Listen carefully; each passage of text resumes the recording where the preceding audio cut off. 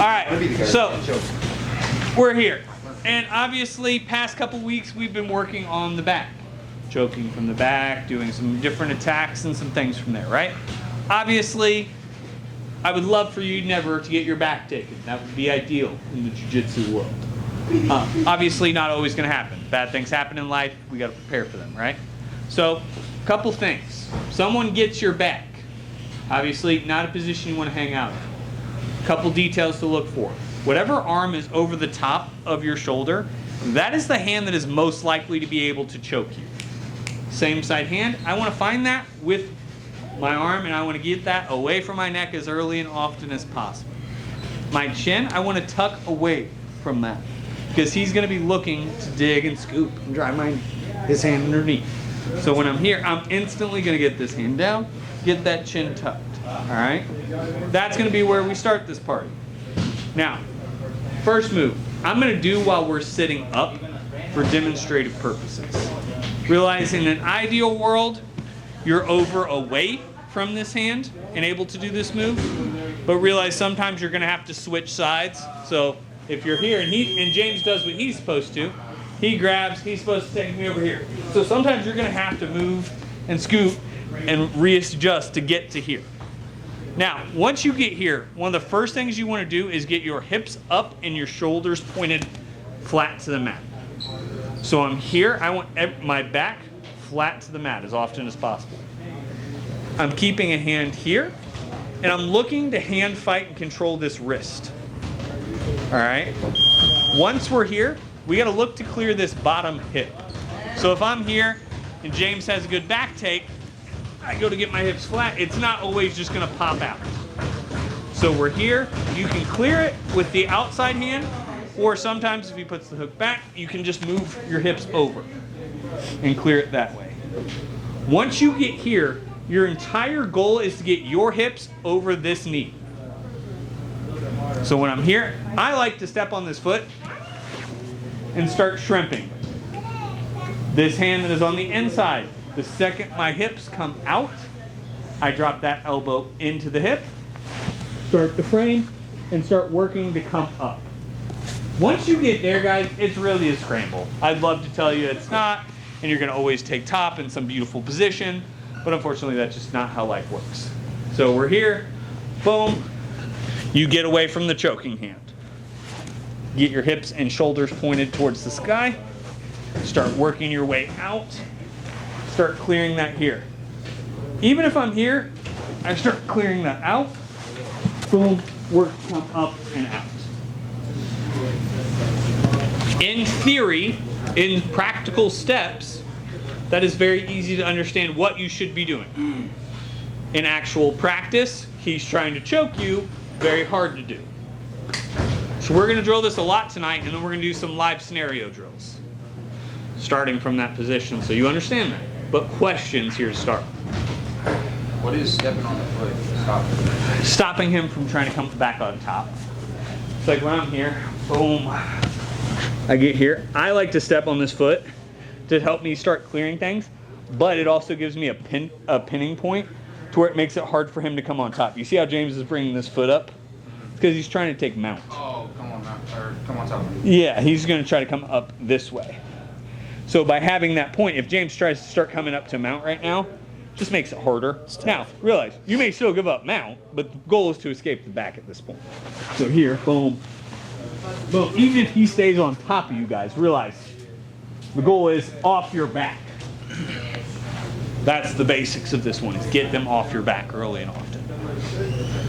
Other questions on this one? All right, drill her out. 1, 2, 3. Alright, so this next piece I like a little more no-gi, but it works both, right? So boom, same thing. I'm still going to start, and I'm going to look to have control of this hand early and often. But now instead of trying to fall to my side, I want to stay seated up if I can. That's an ideal spot here. Boom. I'm going to look to hand fight. What I like to do is I like to open this up and then sneak my wrist in. Boom. Then we're going to look to peel, hand fight some more. Boom. Basically, you're going to hand fight until you get into home alone position. Right? Right here, elbows in, he's over the top of both my arms. Once you get here, you've now escaped, it's just time at that point. All I'm gonna do, I'm gonna dig my heels in the mat, scoot myself away. Scoot. As soon as one of my shoulders pops, I don't care which one it was, this time it was this one, I'm going to hip heist to that. So for those of us who didn't wrestle, boom, up and turn. If only we did warm-up drills where we moved like that, right? Strange, isn't it? Sometimes the warm-up drills come in handy. So boom, we hand fight in, boom, we get those hands in, and you're gonna have to hand fight because he's gonna wrist grab, he's gonna do things, boom. All you're looking to do is get to here. As soon as you start getting here, you're starting to scoot your back out, boom. Scoot again, that shoulder comes out. That's great, pop. And I like to back away here because realize if you if you turn here and you don't get both hands in or both hands out, all you've done is dive into a triangle. That is one of the common mistakes I see here. So, we're here. Boom, I hand fight, I get in, I break, I do all those fun things, boom. As soon as I turn, here. If you're going to rush back in, get some control of something, and come back in. Don't just dive at him. You'll get yourself triangled. I just see you doing that. Just the way you move will lend yourself. That's not even me. You're just aggressive and you come forward a lot. Questions on this? For the sake of gi defense, if after you get there and they choose to grab that gi instead, are you worried at all about stripping down? Because I feel like that might give them a pretty easy move. Not only because I'm not as worried about that. Only because they won't have any other control points. So like, if I'm here, let's just say for argument's sake, we're in the pajamas. Boom. I start to slide here and he starts to come here. Yeah. That's fine because all I have to do now is I'm escaping this way. That would be Make sure that shoulder's going. Yeah, that would be the only thing that would change. Is I would go that way. Yeah. And look to back out more.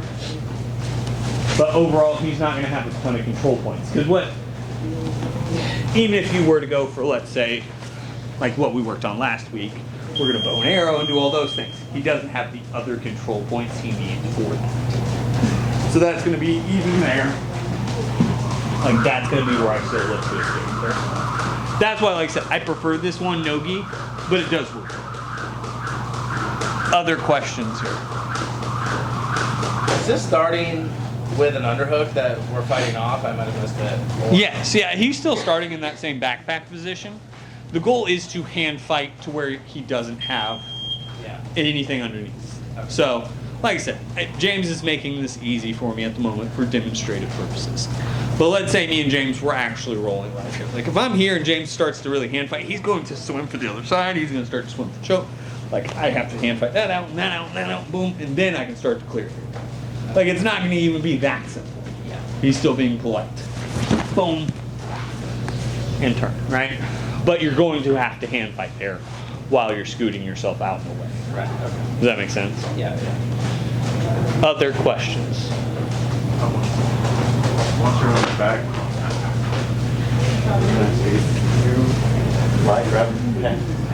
You can underneath. So for me, like I said, I don't grip a lot of gi stuff only because I like no gi, right? Like this. I teach in the gi only out of necessity, not because it's my preferred style.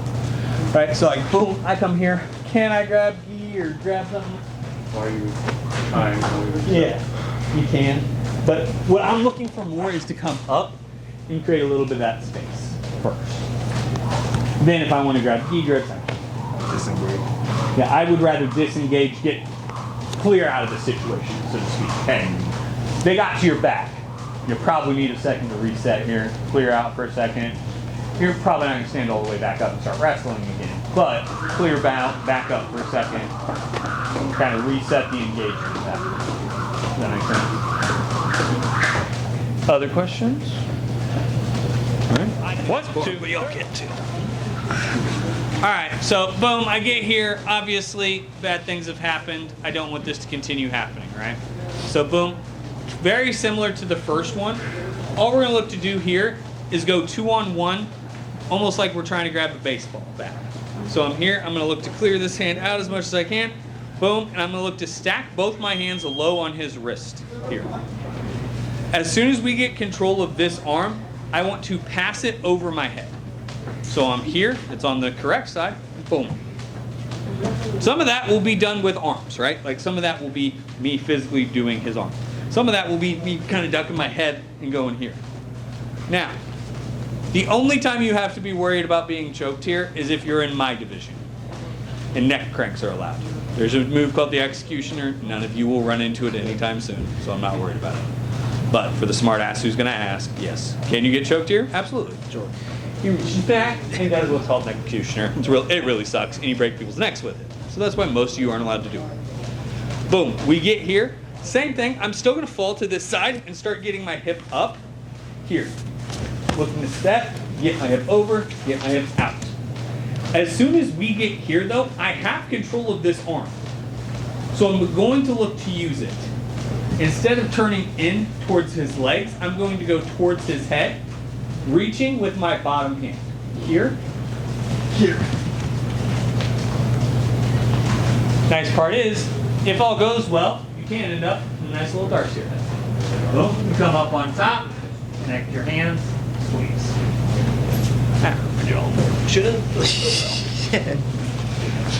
Boom, we're here.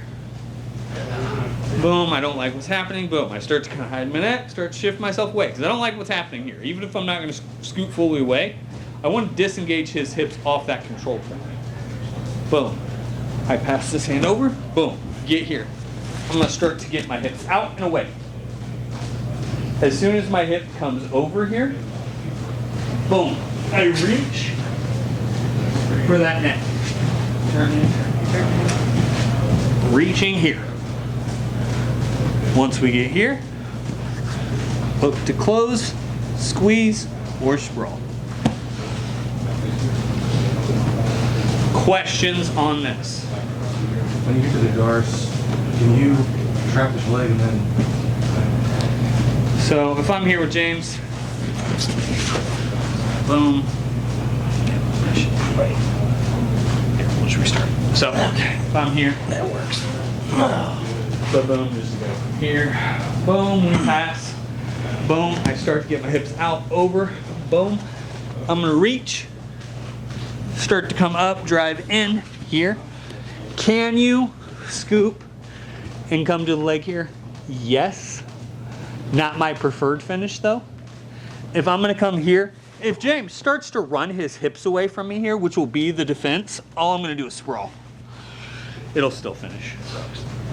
Like I said, that or just take top side and you're in good position. Can you sit your hip through to that? Yes. Risk reward there for me. I'd rather just keep top. Because here's the thing, if you don't have a good enough bite to finish there, trapping the leg doesn't fix your bite, if that makes sense. Like you gotta readjust your arms more than you gotta hook the leg. Other questions? Which hand is holding onto his arm while you're reaching for his neck? Boom, here. And real quick, like to combo that, did you like I saw you like slide your arm up once you reach back over his head. Boom. So I'm here. We go down. Boom. As soon as I come here, my top hand stays on the arm. Boom. My bottom hand, which is on the bottom side towards the mat, slips up. I'm pulled here. As soon as we get there, then I can scoop myself up.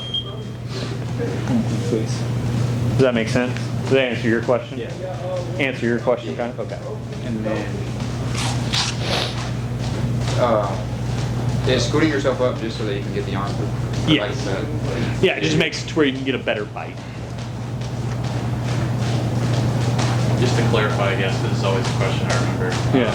The finish, the squeeze, it's just a low row, right? It's literally just bringing that. Yeah. So I already have everything. If you have it right, everything should be lined up. It's just making this hole smaller. Yeah. Like a lot of people overcomplicate that. And it's just literally just a low row. Kind of like crunching down. Yeah. Realize if you ever are arching through a choke, you're wrong. 90-ish% of the time, 99-ish% of the time. Like, if you're arching through a choke, generally you're lessening the pressure on it and you're forcing all the weight into your hand, which then makes all your chokes just as strong as your grip is. You want to compress and get in a better mechanical position with that. Okay? Questions? One more time for sport. Boom, I pass the arm over. Same thing, I'm looking to keep my head up and my chest up once I get here. Boom. Pulling this arm as far as I can. I want to keep James extended here. Boom. I start to reach here. Thumbs up. Grab my own bicep. It's at this point, all I'm doing. Here. I'm not arching, taking my weight off them. All my pressure comes down through my chest, and all my weight comes up towards my chest. Chest comes down, all my weight comes here, my hands come up to meet it. I actually do have a good question. I think that might be a good idea to address. Yes. Because both your arms are busy, Yes. when you pass that over and you start to sit on that knee, what's stopping his leg now from reaching over and, seat building? So, boom, I'm here. Just make sure I'm hearing you right. Boom, I start to come here. What's stopping him from bringing this leg over? Yeah. Boom, one, your arms are still going to be in the way. And two, if I need to, I can still look to block here. Keep turning. So are you asking what if he really commits to coming over the top here? Yeah, like if he hits I have that control or of if his he gets trunk. to your hip. If James wanted to come on top right now, how can he? Yeah. I have control of his chest and shoulders. Even if I don't take the choke, I still have control of the top half of him, basically. Does that make sense? Not a bad question, though, like I said. Never had it. All right, drill her out. 1, 2, 3.